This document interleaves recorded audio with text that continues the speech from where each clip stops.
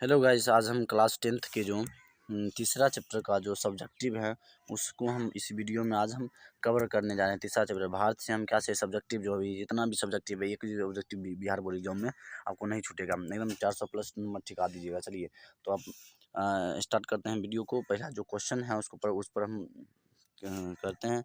पहला जो क्वेश्चन है, भारत को पहचान सकने वाली दृष्टि को की आवश्यकता किनके लिए अवांछनीय है? किसी लिए वांछनीय है, क्यों?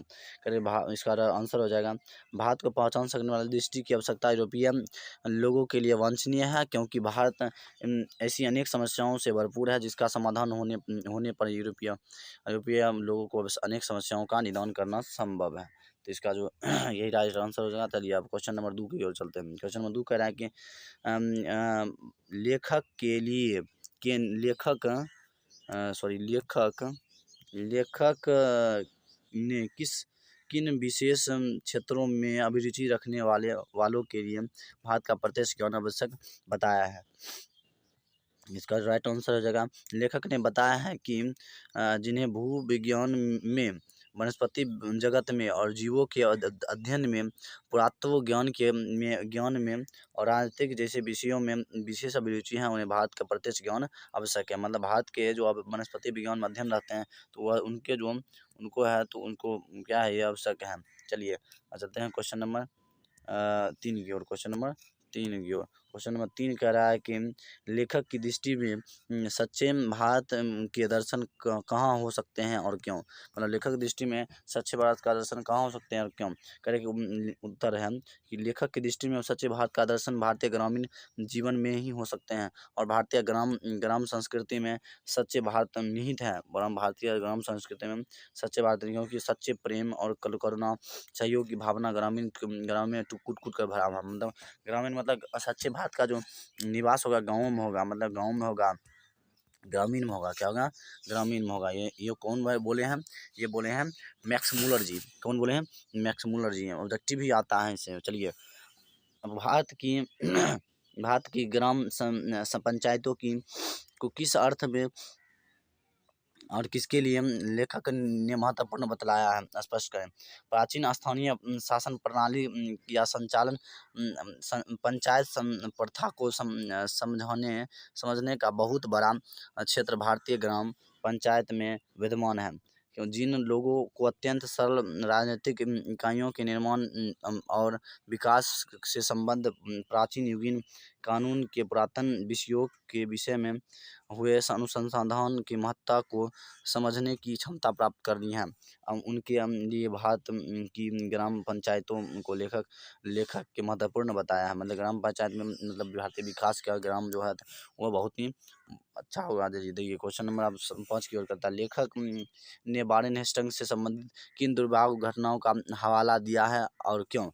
कह रहा है कि लेखक वारेन हेस्टिंग्स द्वारा 172 आर्य श्रमिक सोने के सिक्के ईस्ट इंडिया कंपनी के निदेशक मंडल को सेवा में भेजने जाने पर कंपनी के मालिक द्वारा उसका महत्व नहीं समझा और मुद्रा को गला देना दुर्भाग्यपूर्ण दुर्घटना है, क्योंकि वह धरोहर था, अन्वेषण का विषय था। मतलब यह धरोहर था, इसी के बारे में वह मतलब दुर्घटना का रूप बता रहे हैं कि हाँ गए 100 रुपया लेकर गला दिए, ये नहीं होना चाहिए।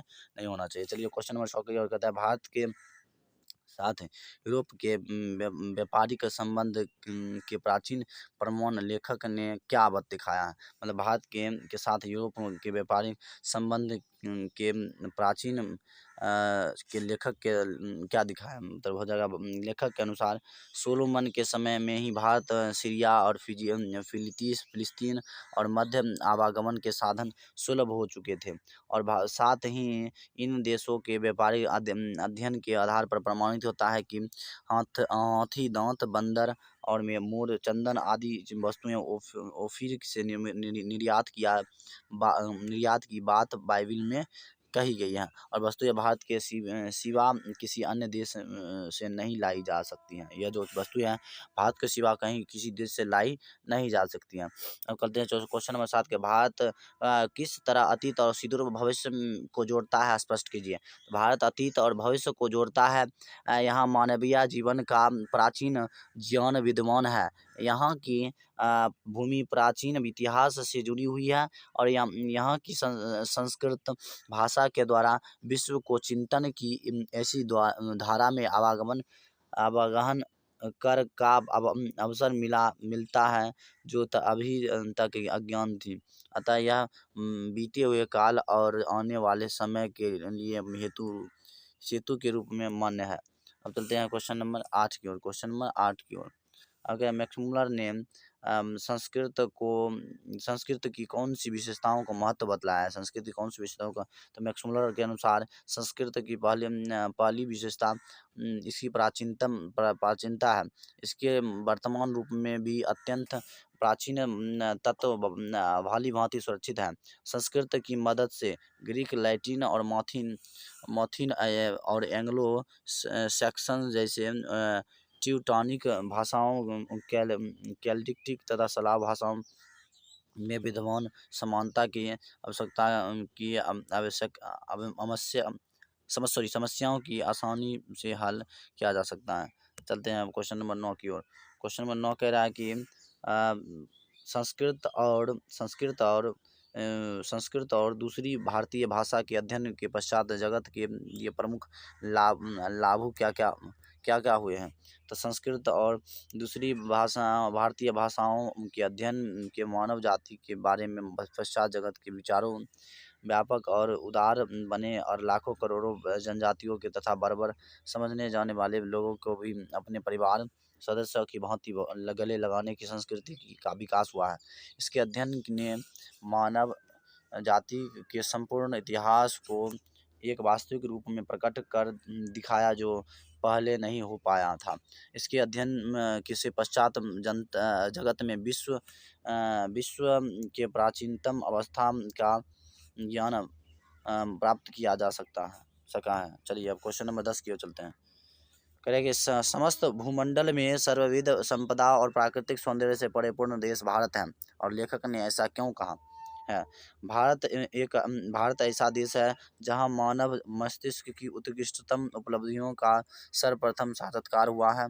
यहाँ जीवन की बड़ी से बड़ी समस्याओं के समाधान ढूंढ निकाले गए हैं और जो विश्व के दार्शनिक के लिए चिंतन का विषय है। यहाँ जीवन को सुखद बनाने के लिए उपयुक्त ज्ञान एवं वातावरण का संदिग्ध मिलता है जो भूमंडल में अन्यत्र नहीं है। अब चलते हैं क्वेश्चन नंबर 11 की ओर। क्वेश्चन नंबर 11 करें, लेखक ने नया सिकंदर किसे कहा, ऐसा कहना क्या उचित है और लेखक का अभिप्राय स्पष्ट कीजिए। लेखक ने नया सिकंदर भारत के समझन जानन में संपूर्ण लाभ प्राप्त करने के हेतु भारत आने वाले नवायुगों में पर्यटनों एवं अधिकारियों को कहा है। उसी प्रकार आज भी भारतीयों को निकट से जानने के लिए नवीन स्वप्नदर्शियों को आज सिकंदर कहना अति युक्ति नहीं है, यह उचित है। अब चलते हैं भारत की दृष्टि में धर्मों की दृष्टि में भारत का क्या महत्व है, अथवा धर्म की दृष्टि में भारत का क्या महत्व, भारत से हम क्या सीखे, पाठ के आधार पर बताएं। प्राचीन काल से ही भारत प्राचीन काल से ही धार्मिक विकास का केंद्र रहा है और यहाँ धर्म के वास्तविक उद्भव उसके प्राकृतिक विकास और उसके परिहार्य जीवम रूप का प्रत्यक्ष परिचय मिलता है। और भारत में वैदिक धर्म की भूमि है, बौद्ध धर्म की यह जन्मभूमि और पारसियों के जरथुस्त्र धर्म की यह शरण स्थली है। हम आज भी यहाँ नित्य नए मतांतर प्रकट एवं विकसित होते रहते हैं। इस तरह से भारत धार्मिक क्षेत्र में विश्व को आलोकित करने वाले एक महत्वपूर्ण देश है। महत्वपूर्ण देश है। तो क्वेश्चन कह रहा है कि लेखक ने नीति कथाओं के क्षेत्र में किस तरह भारतीय अवदान को रेखांकित किया है। तो इसका जो राइट आंसर देखिए यहाँ पर दिया हुआ कि लेखक ने बताया कि नीति कथाओं में अध्ययन के क्षेत्र में नवजीवन का संचार हुआ है और समय समय पर विविध साधनों और मार्गों द्वारा अनेक नीति कथाएं पूर्व से पश्चिम की ओर प्रवाहित रहती हैं। अब चलते हैं क्वेश्चन नंबर 14 की ओर। 14 नंबर क्वेश्चन क्या था, लेखक वास्तविक इतिहास किसे मानते हैं और क्यों? लेखक की दृष्टि लेखक किसी भी विषय के भूल उद्गम स्रोत तक पहुँचने को उसका वास्तविक इतिहास मानता है, और क्योंकि वही उसे उस समय इस विषय की मौलिकता, उसका विकास और उसकी शाखाओं प्रशाखियों तथा जीवन मूल्य ज्ञात होता है, तथा उसका अध्ययन फलदायी होता है। चलिए, लेखक ने नीति कथाओं के क्षेत्र में किस तरह भारतीय अवदान को रेखांकित किया है? तो देखिए, क्वेश्चन नंबर आंसर, इसका जो राइट आंसर होगा, देखिए यहाँ पर ही करेंगे। लेखक ने बताया है कि नीति कथाओं के अध्ययन क्षेत्र में नवजीवन का संचार हुआ है, और समय समय पर विविध साधनों और मार्गों द्वारा अनेक नीति कथाओं पूर्व से निश्चित की ओर प्रभावित हो रहती है, और भारत में प्रचलित कहावतों के दंत कथाओं के प्रमुख स्रोत बुद्ध को माना जाने लगा है, किंतु इसमें निहित समस्याओं साधन की प्रतीक्षा में है। लेखक ने एक उदाहरण देकर बताया कि शेर की खाल में गधा गधा की कहावत सबसे भले योनी दार्शनिक प्लेटो कर्टिलस में मिलती है, और इस तरफ संस्कृत की कथाओं यूनान के एक नीति कथा से मिलती जुलती है, अर्थात भारतीय नीति कथाओं में से जुड़ी संसाधन शोधन विषय है। तो चलिए, आप क्वेश्चन वो खत्म हो गया। आप पीडीएफ लेना तो हमारे इस नंबर पर मैसेज कीजिए, नहीं तो हमारे व्हाट्सएप ग्रुप को ज्वाइन कर लीजिएगा। पीडीएफ फ्री मिलेगा, एकदम फ्री। आपको रुपया नहीं लिया जाएगा, क्योंकि और चैनल भी रुपया भी लेता है। चलिए, हम बिल्कुल फ्री, गरीब बच्चों के लिए एकदम बिल्कुल फ्री। नोट्स के रुपया नहीं लिया जाएगा, एकदम फ्री, पूरा का बिल्कुल फ्री। तो चलते हैं।